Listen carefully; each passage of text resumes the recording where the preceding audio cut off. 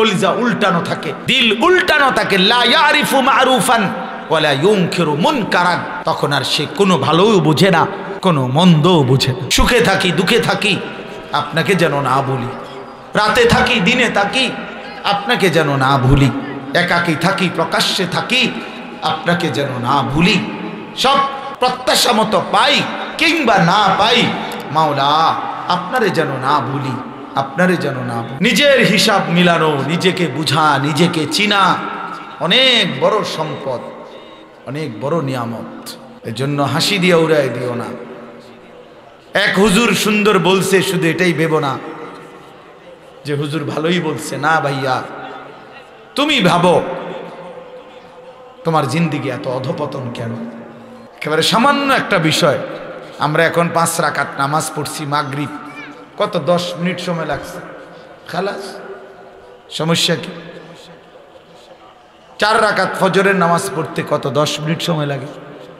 এটা এত কঠিন কিছুই না, কিছুই না, এটা কঠিন, কোনো কঠিন হতেই পারে না। এটা কোরআন শরীফ আছে, ইউরিদুল্লাহু বিকুমুল ইউসরা ওয়ালা ইউরিদু বিকুমুল উসরা। আল্লাহ বলে, বান্দা আমি আল্লাহ তোমাদেরকে সব বিষয়ে সহজ করতে চাই, কোনোভাবেই বান্দা আমি তোমার উপরে কঠিন কিছু চাপায় দিতে চাই না। মা জাআলা আলাইকুম ফিদ্দীনি মিন হারাজ। আল্লাহ বলেন, আমি আল্লাহ দ্বীনের নামে, ইসলামের নামে, কোরআনের নামে আমার কোনো শরীয়ত, আমার কোনো বিধান আমি এমন একটাও বানাই নাই যেটা হারাজ, কষ্ট হয়ে যাবে, মুসিবত হয়ে যাবে, অনেক বড় পেরেশানি হয়ে যাবে তোমার জন্য। না না, আমি এমনটা বানাই নাই। মা জাআলা আলাইকুম ফিদ্দীনি মিন হারাজ। আল্লাহ নবী সাল্লাল্লাহু আলাইহি ওয়াসাল্লাম বলছেন, আদ-দীনু ইউসরুন, দিন সহজ, ইসলাম মানা সহজ, সহজ, একেবারেই সহজ, স্বাভাবিক তালেই। আমার শায়েখ আল্লামা মুফতি মুশতাকুন নবী কাসেমি হুজুর সেদিন আমাদের মাদ্রাসায় কিশোর যুব ইসলাহি মজলিসে, আমরা আলাদা 16 বছর থেকে 30 বছর বয়সী পর্যন্ত ছেলেদের আলাদা ইসলাহি মজলিস করছিলাম আমার মাদ্রাসায়। 8ই ফেব্রুয়ারি প্রায় 600-র মতো ছেলে উপস্থিত হয়েছিল, শুধু ছেলে, সব নওজোয়ান। হুজুর সেখানে বলছিলেন এই ব্যাপারে বিস্তারিত যে আমাদের জীবনের 2টা অংশ, একটা হলো দুনিয়া আর একটা হলো আখিরাত। দুনিয়ার জন্য আমাকে করতে হবে কর্ম, আখিরাতের জন্য আমাকে পালন করতে হবে ধর্ম। এই আমার জিন্দেগি। দুনিয়ার জন্য আমি কর্ম করব, আখিরাতের জন্য আমি ধর্ম পালন করব। কর্ম এবং ধর্ম, এই আমার জিন্দেগি। কিন্তু হুজুর বলছেন দুনিয়া স্বল্প সময়ের, আখিরাত অনন্তকালের। কিন্তু আল্লাহ পাক দয়া করে অনন্তকালের আখিরাতের জন্য ধর্মের বিধান দিয়েছেন সামান্য, সামান্য সময়ের দুনিয়ার জন্য কর্মের সুযোগ দিয়েছেন অনেক বেশি, অনেক বেশি। ফজরের 4 রাকাত নামাজ 10 মিনিট, আবার 1:30-এর জোহরের নামাজ আবার 20 মিনিট, তাইলে ওইখান দিয়ে 20 মিনিট, এখান দিয়ে 30 মিনিট, 10 মিনিট, এই আধা ঘন্টা।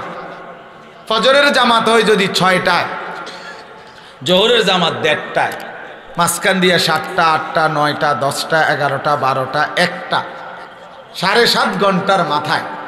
তাহলে 7.5 ঘন্টা বা 7 ঘন্টাই ধরো, ঠিক আছে, 7 ঘন্টা আল্লাহ বলছে বান্দা সামান্য দুনিয়া, কিন্তু যাও সময় বেশি দিছি, যাও তবুও করো, সমস্যা নাই, 7 ঘন্টা করো।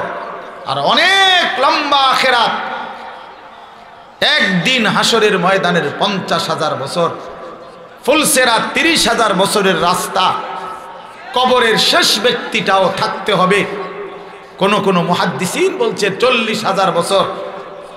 এই লম্বা সফর অনন্তকালের আখিরাতের জন্য এই 7 ঘন্টার ব্যবধানে, 8 ঘন্টার ব্যবধানে সময় নিলাম মাত্র 30 মিনিট, 7.5 ঘন্টা তোমার দুনিয়ার জন্য দিয়ে দিলাম।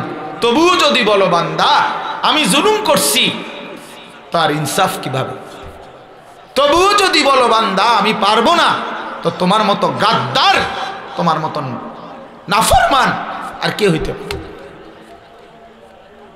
তোমার সামান্য দুনিয়া, অথচ সময় দিছি বেশি।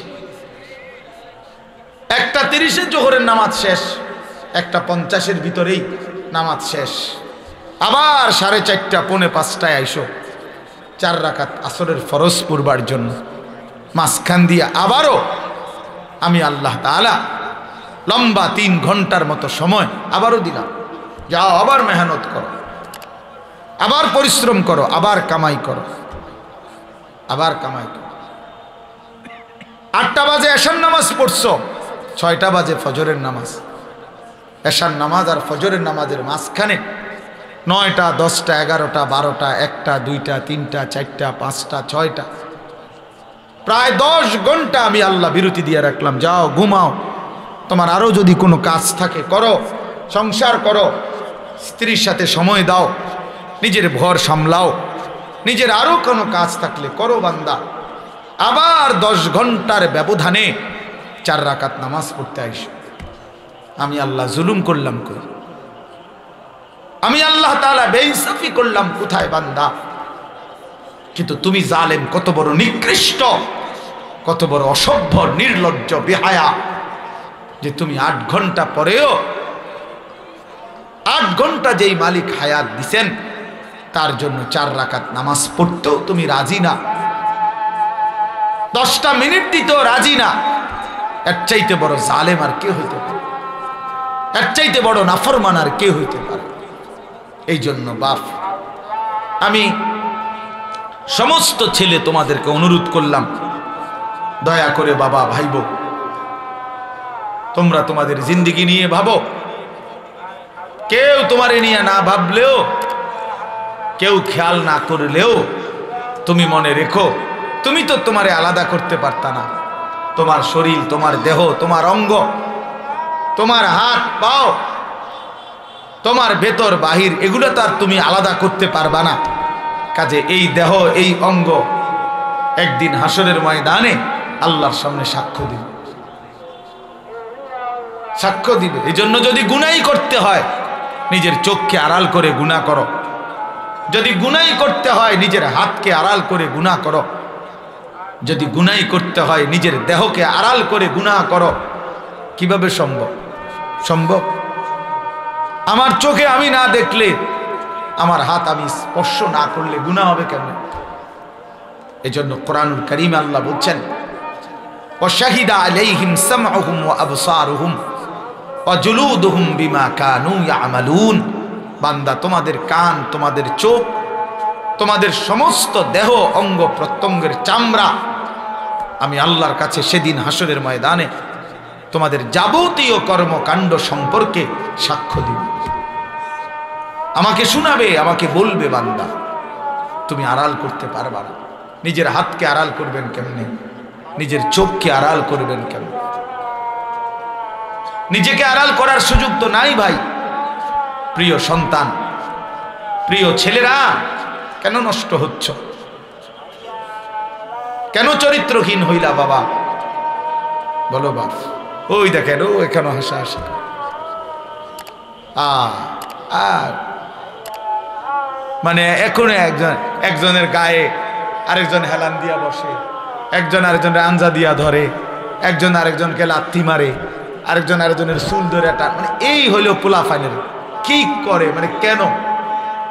এখানে না শুধু চলতে ফিরতে হাঁটতে ঘুরতে একটা আরেকটারে লাথি দেয়, একটা আরেকটারে টাইনা ধরে, একটা চুল ধরে, একটা বেটকায়, একটা আঞ্জা দিয়া ধরে। মানে কি করে? পাগল মাতা। আহা, দেখেন আপনারা ছেলে পেলেদের চাল চলন, মানে একেবারেই শূন্য, বিচ্ছিন্ন। পৃথিবীতে কোনো মানুষ আছে তারে কেউ দেখে এটা দ্বারা কোনো লজ্জা শরম হইতে পারে? কিচ্ছু বোঝে না, কিচ্ছুই বোঝে না, কিচ্ছু বোঝে না। কি মুরব্বী আছে না, মানুষে দেখে না, আলেম ওলামা দেখে না, হেতে হেতের এত বিকৃত।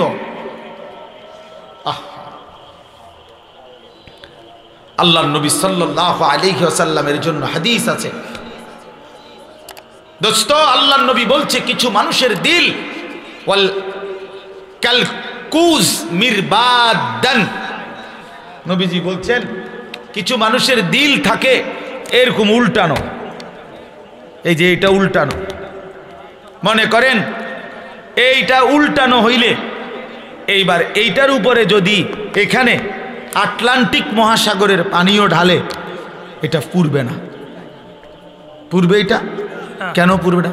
উল্টা উল্টা উল্টা। এটা রাসূলুল্লাহ সাল্লাল্লাহু আলাইহি ওয়াসাল্লাম বলছেন কিছু নাফরমানের কলিজা উল্টানো থাকে, দিল উল্টানো থাকে। লা ইয়ারিফু মারুফান ওয়ালা ইউনকিরু মুনকারান। তখন আর সে কোনো ভালোও বোঝে না, কোনো মন্দও বোঝে না, কিছুই বোঝে না, কিছুই বোঝে না। উলাইকা কাল আনআম। আল্লাহ তাআলা বলে এই মানুষগুলোই হচ্ছে জানোয়ার,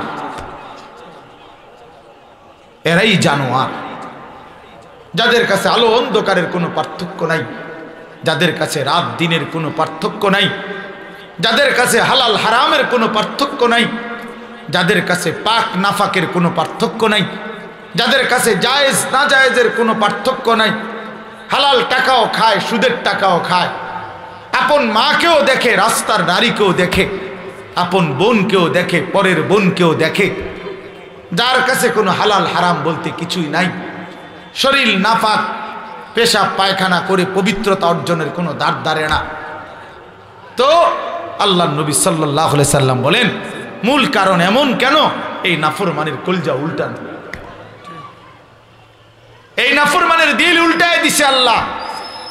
ইন্না কুলুবাল ইবাদ বাইনা ইসবাআইন মিন আসাবি'ir রহমান ইউকাল্লিবুহু কাইফা ইয়াশা। হাদিসের মধ্যে আছে আল্লাহর নবী সাল্লাল্লাহু আলাইহি সাল্লাম বলেন নিশ্চয়ই মানুষের দিল আল্লাহ পাকের কুদরতি এই দুই আঙ্গুলের মাঝে, আল্লাহর কুদরতি দুই আঙ্গুলের মাঝে তিনি যেভাবে ইচ্ছে এই দিল উলট পালট করতে পারেন। এই জন্য আমাদের নবী সাল্লাল্লাহু আলাইহি সাল্লাম ভাইয়া নবীজি 5 ওয়াক্ত নামাজের পরে একটা দোয়া করতেন, অনেকগুলো দোয়ার মধ্যে এটাও একটা দোয়া নবীজি নিয়মিত করতেন, ইয়া মুকাল্লিবাল কুলুব সাব্বিত কলবি আলা দীনি। হে অন্তর সমূহের উলট পালটকারী, আপনি আমার দিলটা আপনার দ্বীনের উপরে মজবুত রাখেন। সুখে থাকি দুঃখে থাকি আপনাকে যেন না ভুলি, রাতে থাকি দিনে থাকি আপনাকে যেন না ভুলি, একাকী থাকি প্রকাশ্যে থাকি আপনাকে যেন না ভুলি, সব প্রত্যাশা মতো পাই কিংবা না পাই মাওলা আপনারে যেন না ভুলি, আপনারে যেন না ভুলি, আপনারে যেন না ভুলি। আপনাকেই যদি হারিয়ে ফেলি তো মোমেনের আর থাকলো কি? আপনারই যদি পেয়ে যাই মোমেনের আর হারালো কি? হারালো কি? जो तू मेरा तो सब मेरा। যখন আল্লাহ আমার সবই আমার, अगर एक तू नहीं मेरा तो कोई शाई नहीं मेरी। যখন আল্লাহ আমার নাই কিছুই আমার নাই।